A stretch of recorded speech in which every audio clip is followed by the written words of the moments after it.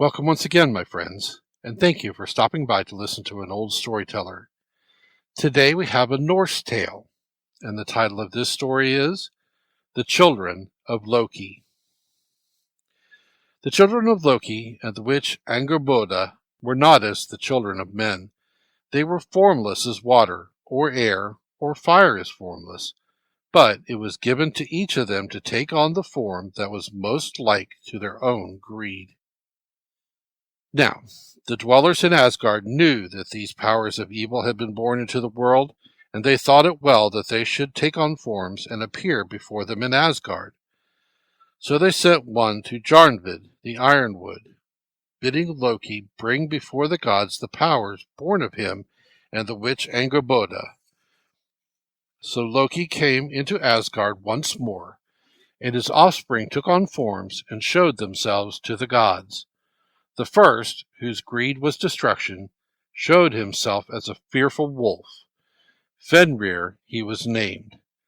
And the second, whose greed was slow destruction, showed itself as a serpent. Jormungand it was called. The third, whose greed was for withering of all life, took on a form also. When the gods saw it, they were affrighted, for this had the form of a woman, and one side of her was that of a living woman, and the other side of her was that of a corpse. Fear ran through Asgard as this form was revealed, and as the name that went with it, Hela, was uttered. Far out of sight of the gods Hela was thrust. Odin took her and hurled her down to the deeps that are below the world. He cast her down to Niflheim, where she took to herself power over the 9 regions. There, in the place that is lowest of all, Hela reigns. Her hall is Elvidnir. It is set round with high walls, and it has barred gates. Precipice is the threshold of that hall. Hunger is the table within it. Care is the bed, and burning anguish is the hanging of the chamber. Thor lay hold upon Jormungand. He flung the serpent into the ocean that engirdles the world. But in the depths of the ocean, Jormungand flourished. It grew and grew until it encircled the whole world, and men knew it as the Midgard serpent. Fenrir the wolf might not be seized upon by any of the Aesir. Fearfully he ranged through Asgard, and they were only able to bring him to the outer courts by promising to give him all the food he was able to eat. The Aesir shrank from feeding Fenrir, but Tyr, the brave swordsman, was willing to bring food to the wolf's lair. Every day he brought him huge provisions and fed him with the point of his sword. The wolf grew and grew until he became monstrous and a terror in the minds of the dwellers in Asgard. At last the gods in council considered it and decided that Fenrir must be bound. The chain that they would bind him with was called lading. In their own smithy the gods made it, and its weight was greater than Thor's hammer. Not by force could the gods get the fetter upon Fenrir, so they sent Skirnir, the servant of Frey, to beguile the wolf into letting it go upon him. Skirnir came to his lair and stood near him, and he was dwarfed by the wolf's monstrous size. "How great may thy strength be, mighty one?" Skirnir asked. "Couldst thou break this chain easily? The gods would try thee." In scorn, Fenrir looked down on the fetter Skirnir dragged. In scorn, he stood still, allowing lading to be placed upon him. Then, with an effort that was the least part of his strength, he stretched himself and broke the chain in 2. The gods were dismayed. But they took more iron, and with greater fires and mightier hammer blows, they forged another fetter.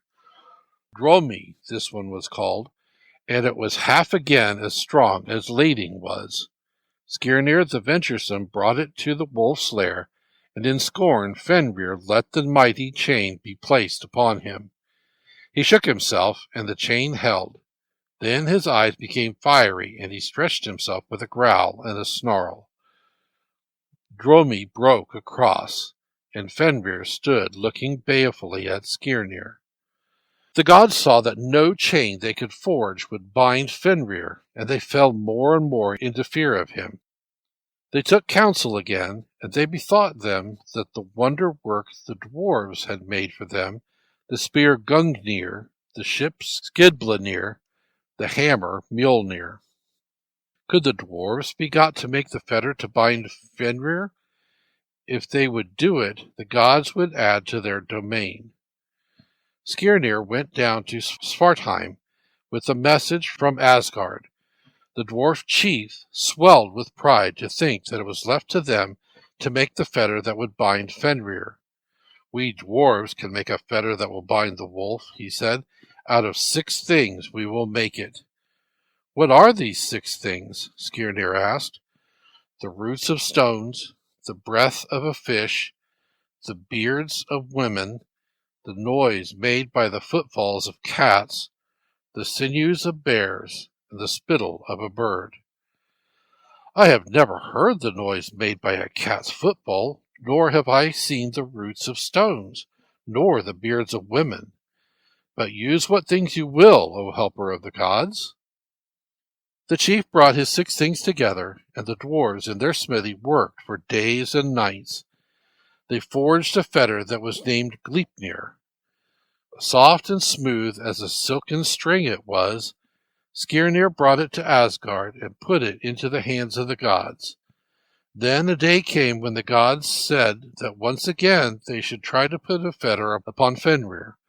But if he was to be bound, they would bind him far from Asgard. Lindgvi was an island that they often went to make sport, and they spoke of going there. Fenrir growled that he would go with them. He came and he sported in his own terrible way. And then, as if it were to make more sport, one of the Aesir shook out the smooth cord and showed it to Fenrir.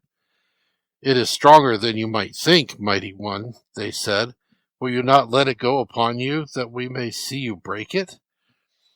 Fenrir, out of his fiery eyes, looked scorn upon them. What frame would there be for me, he said, in breaking such a binding? They showed him that none in their company could break it, slender as it was.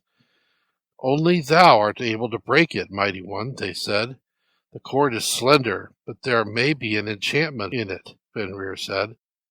Thou canst not break it, Fenrir, and we need not dread these any more, the gods said. Then was the wolf's ravenous wrath, for he lived on the fear that he made in the minds of the gods. I am loth to have this binding upon me, he said, but if one of the Aesir will put his hand in my mouth as a pledge that I shall be freed of it, I will let ye put it on me. The gods looked wistfully on one another. It would be health to them to have Fenrir bound, but who would lose his hand to have it done? One and then another of the Aesir stepped backwards, but not Tyr, the brave swordsman. He stepped to Fenrir and laid his left hand before those tremendous jaws. Not thy left hand, thy sword hand, O Tyr, growled Fenrir. And Tyr put his sword hand into that terrible mouth. Then the cord Gleipnir was put upon Fenrir. With fiery eyes he watched the gods bind him. When the binding was on him, he stretched himself as before. He stretched himself to a monstrous size, but the bonding did not break off him. Then with fury he snapped his jaws upon the hand, and Tyr's hand, the swordsman's hand, was torn off. But Fenrir was bound.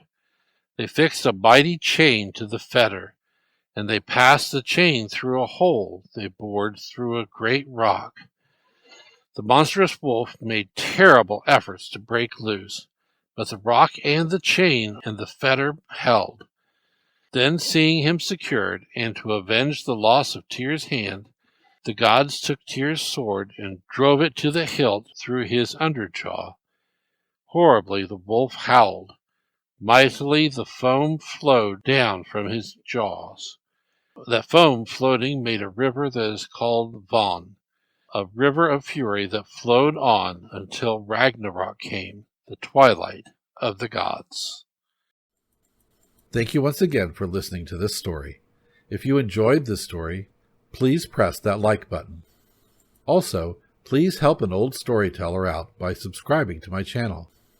The next story will be posted in a few days, so until then, may your story continue to be a good one.